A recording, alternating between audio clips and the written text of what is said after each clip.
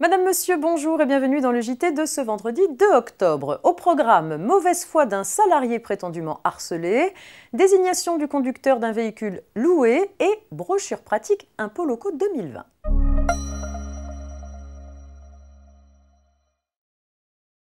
Il est question de la mauvaise foi d'un salarié prétendument harcelé dans l'affaire qui ouvre ce JT.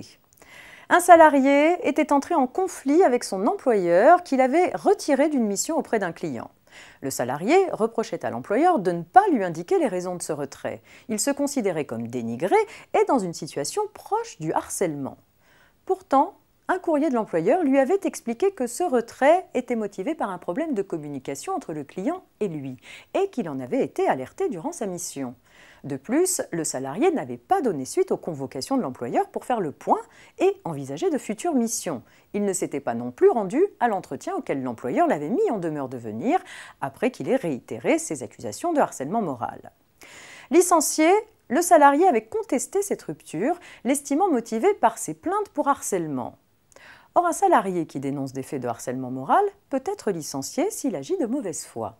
Et ici, la Cour de cassation a estimé le salarié de mauvaise foi que l'employeur pouvait invoquer même s'il ne l'avait pas mentionné dans la lettre de licenciement.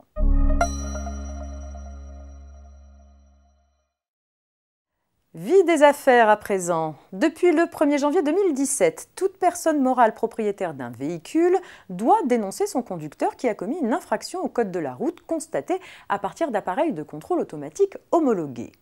Mais qu'en est-il lorsque la personne morale exerce l'activité de location de véhicules? La Cour de cassation apporte des éclaircissements dans un arrêt récent. Une société de location de véhicules se voit infliger une contravention pour ne pas avoir transmis l'identité et l'adresse du conducteur d'un véhicule contrôlé en excès de vitesse. La société conteste la décision en expliquant qu'elle ignore tout simplement l'identité du conducteur. En vain.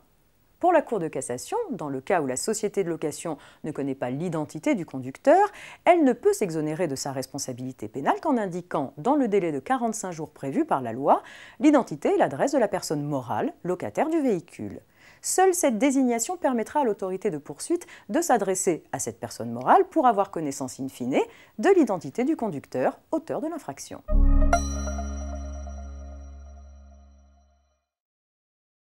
Les particuliers et les entreprises doivent chaque automne acquitter leurs impôts locaux, comme la taxe d'habitation, la taxe foncière ou encore la cotisation foncière des entreprises.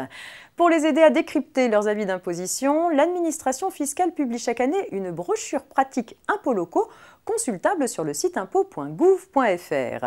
La version 2020 vient d'être mise en ligne. Attention, cette brochure ne se substitue pas à la documentation officielle de l'administration. Les contribuables ne peuvent donc pas s'en prévaloir en cas de litige.